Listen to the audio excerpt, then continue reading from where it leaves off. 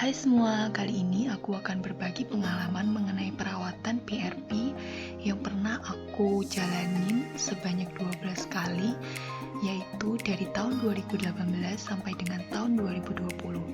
Jadi bagi kalian yang penasaran banget dan kepo apa sih PRP itu, kalian bisa ngikutin rangkaian gambar dari awal sampai akhir yang sudah aku susun ini. Dan yang pertama, ini jerawat yang parah banget disertai dengan bekas-bekasnya yang masih banyak. Terus ini tampilan yang kedua di pipi kanan sama pipi kiri. Terus tampilan yang ketiga bukan hanya di pipi tapi juga ada di jidat.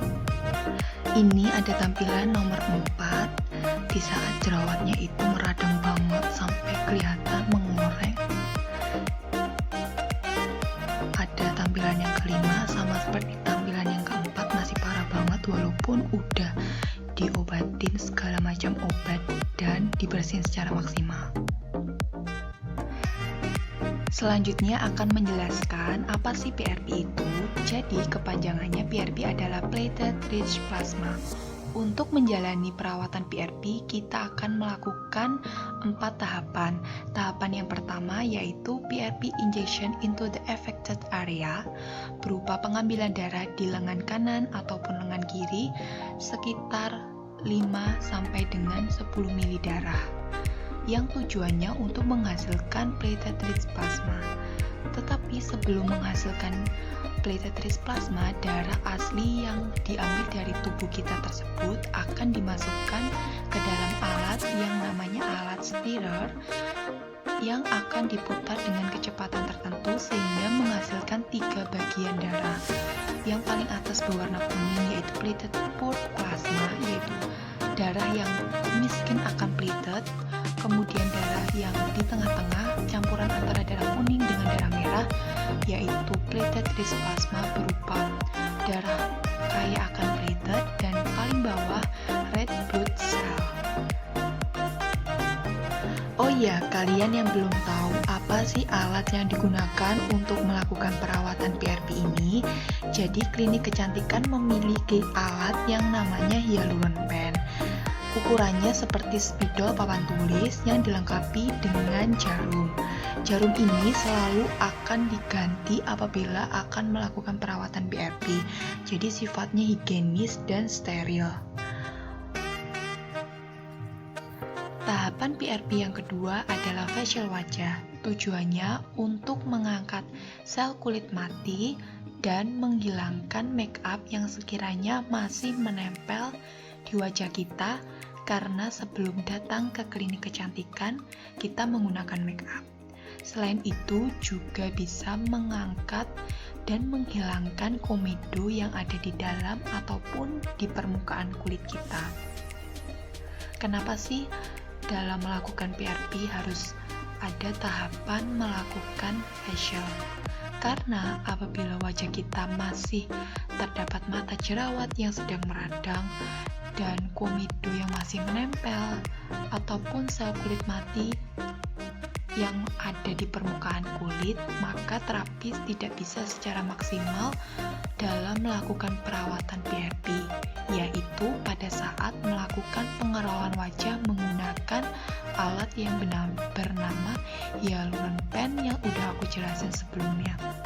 Tahapan yang ketiga ada anestesi. Jadi anestesi ini akan dioleskan ke wajah kita yang akan dilakukan pengerolan menggunakan alat hyaluron pen. Tujuannya supaya kita tidak merasa sakit yang terlalu berlebihan karena terkena jarum dari hyaluron pen tersebut. Biasanya anestesi ini akan ditunggu selama 30 menit setelah dioleskan ke wajah kita. Tahapan yang keempat yaitu pengerolan menggunakan alat hyaluron pen. Tapi sebelum melakukan pengerolan, wajah kita akan diolesi menggunakan platelet rich plasma yang sudah didapatkan dari darah kita. Tujuannya sebagai serum dan supaya pada saat pengerolan itu tidak terlalu kasar, sehingga mudah dilakukan. Untuk selanjutnya, aku akan tampilkan mulai dari proses dan hasil dari PRP tahap pertama sampai dengan tahap 12. Jadi kalian bisa lihat sendiri gambarnya. Dari PRP yang pertama sampai dengan PRP yang ke-12 akan sangat terlihat progresnya dari bopeng yang dalam banget, dan hasilnya di PRP yang ke-12 akan tersamarkan dan lebih mengecil bopeng akibat bekas jerawat yang pernah aku alami. Lalu buat kalian yang melihat perawatan PRP ini, kenapa sih kok wajahnya seperti mengembang? Ya karena itu akibat dari anestesi yang dioleskan di wajah kita sebelum melakukan PRP.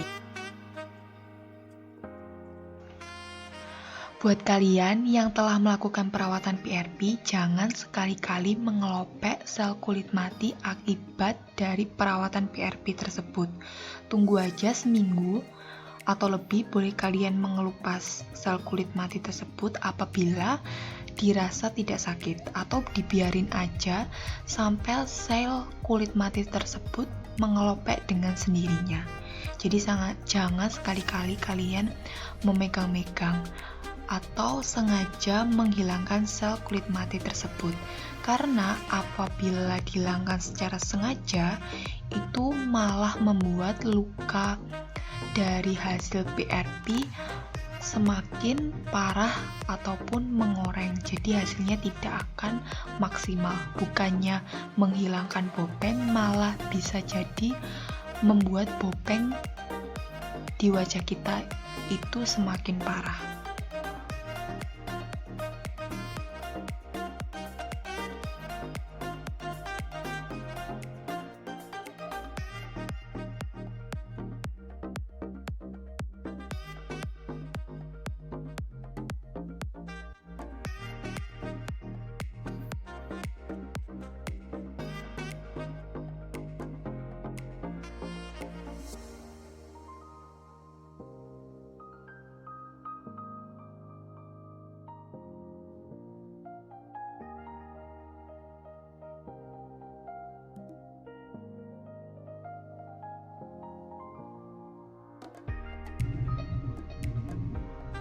Nah, ini adalah tampilan PRP ke-12 setelah aku melakukannya selama 2 tahun, 2018 sampai dengan 2020.